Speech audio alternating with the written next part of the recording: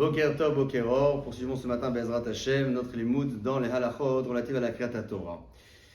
Al-Pi halacha, il est préférable de ne pas faire monter l'echatrila à la Torah le Shabbat matin, une personne qui profane le Shabbat en public.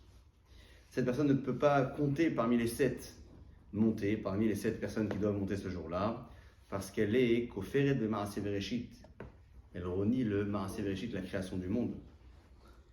Ne pas respecter le Shabbat, c'est remettre en cause d'une certaine manière, à travers le témoignage que l'on ne pratique pas, on remet en cause donc toute la création du monde.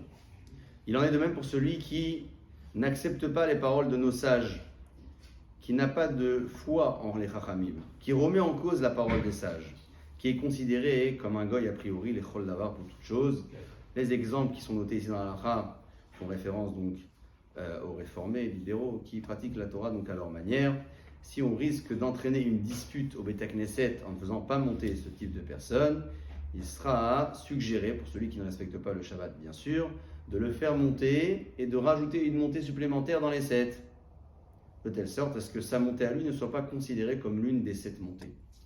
Est-ce qu'on reprend la partie de la lecture de Kriyat Torah dans laquelle cette personne est montée? Si on peut le faire, oui. Si ça risque d'entraîner la même chose, des disputes, parce que la personne va remarquer qu'on a repris le passage en question, on ne reprendra pas.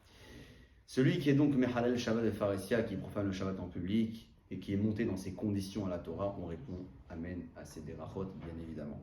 Celui qui renie en la parole des Chachamim et surtout dans les propos de la Torah, comme les publics que j'évoquais précédemment, on va non seulement pas les faire monter à la Torah, mais on n'aura pas non plus le droit de répondre Amen à leur derachot de Ochentim.